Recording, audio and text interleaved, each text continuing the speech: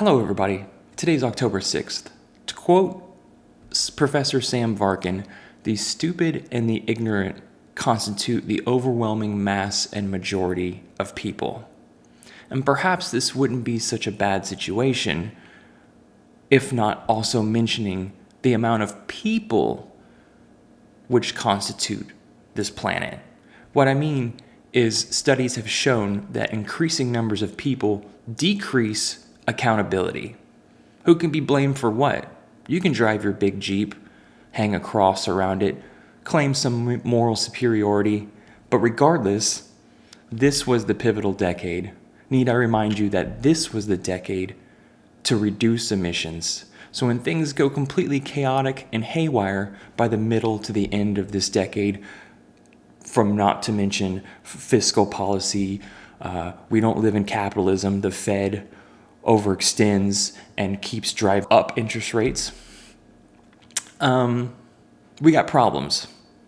And one could say we literally live in the Dark Ages 2.0. I'm going to stay by that.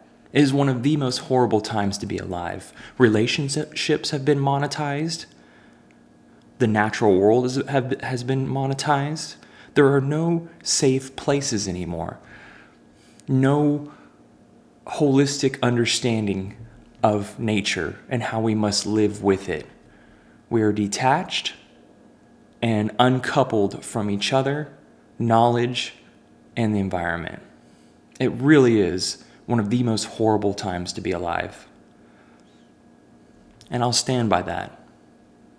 So let's get into today's news. Right off the bat, North Korea test fired another 2 missiles, which is causing escalating crisis in the Korean peninsula. And on top of everything else, Amazon furloughed them for a warehouse fire. And bear in mind, this was the first unionized Amazon warehouse. Let them go because they didn't want to work in unsafe working conditions wherein which fires can start. I don't know the exact specifics. Did you know there was a new blood type also? I'm O positive, which means I can give it to any of you that are positive.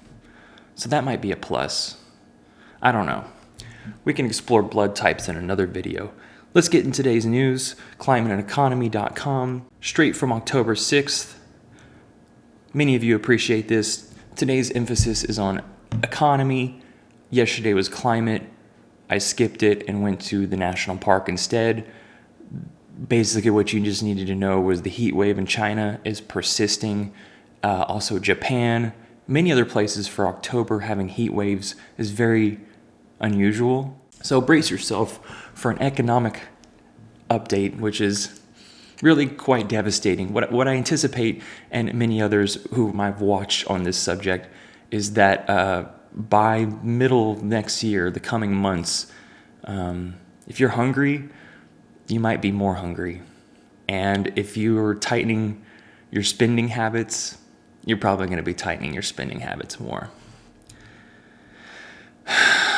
Big sigh. If you had college debt, side note, one more wrench in the chain for me is the healthcare industry. Before I get into this news, because that's one industry that maybe we could have taken the $20 billion of profits that Pfizer made and reinvested that into anything, public health, our climate goals, you name it. There's so many different ways we could have rearranged this faulty and broken society and economy. There's so many ways, but we didn't. We chose to keep profit going because we don't live in a free market system. We don't live in capitalism. I'm going to repeat that. We live in some kind of inverted totalitarianism where money and flow is driven specifically by the Fed. Whatever they decide moves the markets, moves real estate, you name it. Okay? All right, so I'm just a plebe. Let's get into it today. Brace yourselves for nasty surprises from the financial system. A genuine crisis tends to come out of clear blue sky into obvious hindsight. Welcome to the world of shadow banking. By definition, since this activity has not been undertaken by systemically important banks, it is not so tightly regulated or closely monitored. The worry is that pockets of potentially risky activity may have built up that nobody really knows or properly understands. I'm not even going to get into that, guys. There's a lot of shadowy, shady things going on. The gilt market crisis is just one of the tremor of the brewing financial earthquake.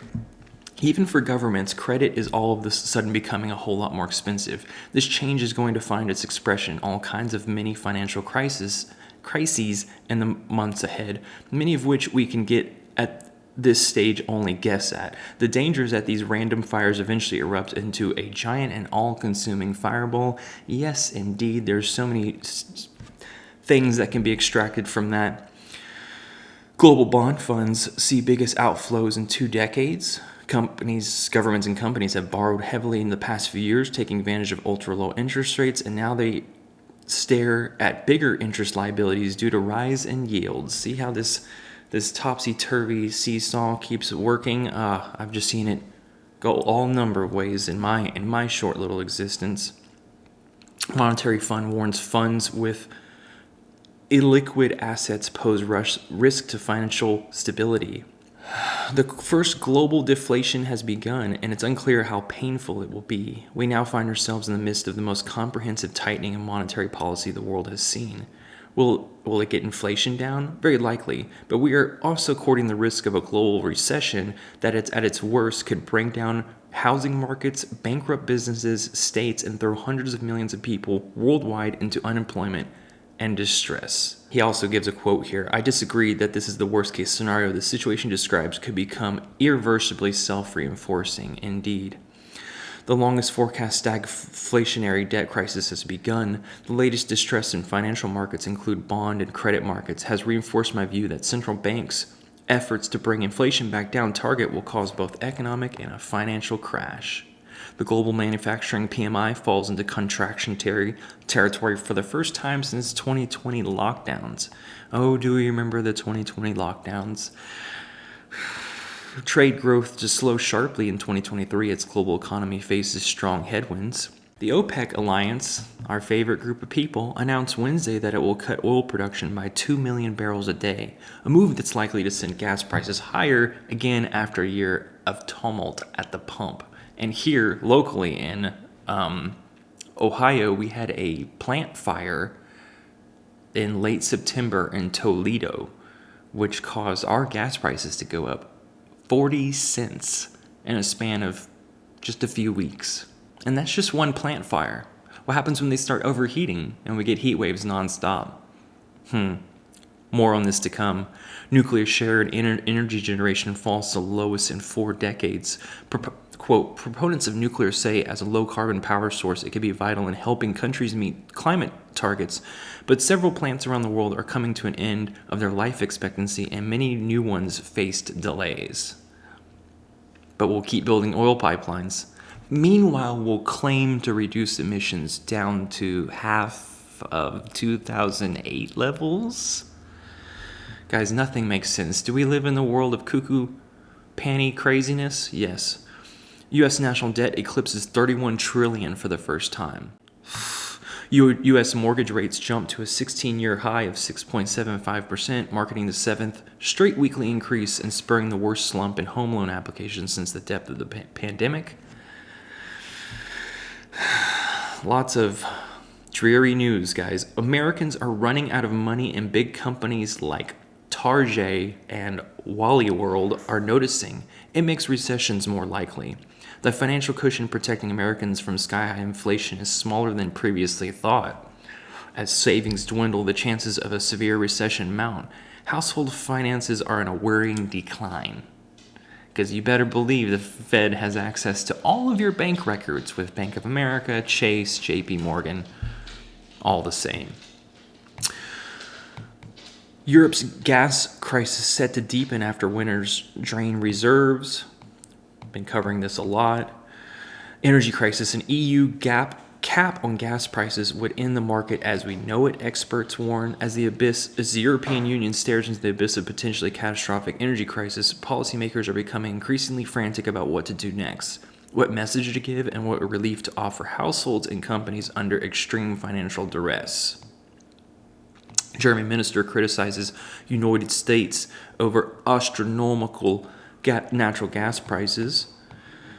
There's also a massive gas field that Europe can't use. Beneath the windmill-dotted marshland of the Netherlands lies Europe's largest natural gas reserve. Drilling has led to repeated earthquakes.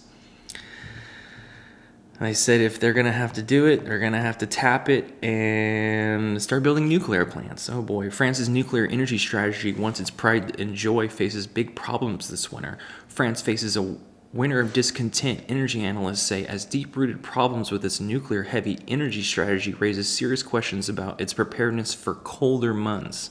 More than half of the EDF's nuclear reactors have been shut down for corrosion problems, maintenance, and technical issues in recent months.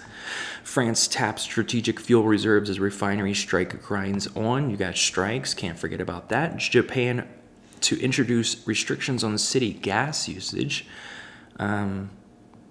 That's no good. South Korea's foreign reserve fall most since the global financial crisis. Foreign reserves shrank by the most in almost 14 years in September, as a central bank drew on them to shore up a won that's under pressure from the Federal Reserve's tightening.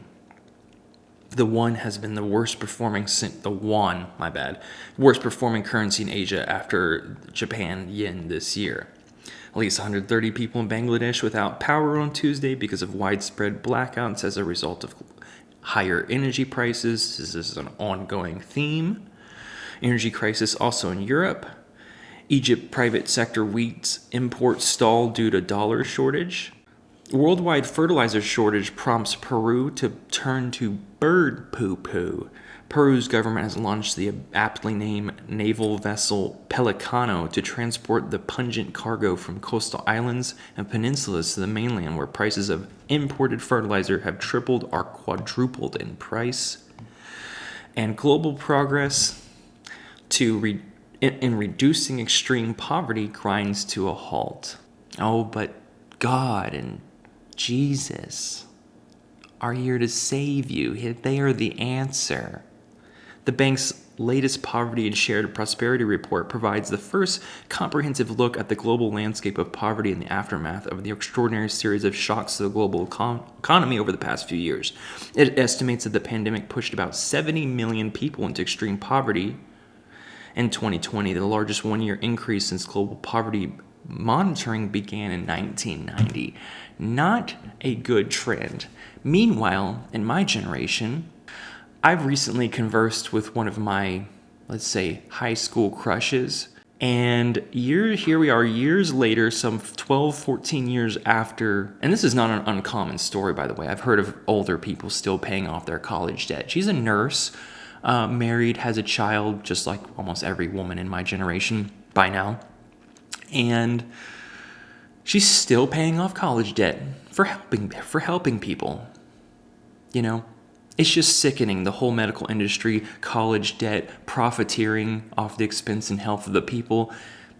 How could you not feel trash, like a breadcrumb, when you are constantly being bombarded with high inflation, debt crises, the risk of poverty, alienation, and maybe I didn't sleep too well. I actually just ran out of my sleep medication, so if you wanted to, I do need to see a doctor. I haven't transferred my insurance over here. This is not a call to help. I'm fine, but this certainly does help. It helps me produce higher quality videos. There's a PayPal donation link below. Yes, I'm contributing to the overall profiteering scheme of the healthcare industry, but I need to sleep. This shit would be available to buy over the counter if we were in Mexico, perhaps Canada, many other countries in the world. Actually, probably not Canada. Climate News Roundup, focusing on economy. My name's Reagan. Hit like and subscribe. I'll talk to you soon. See ya.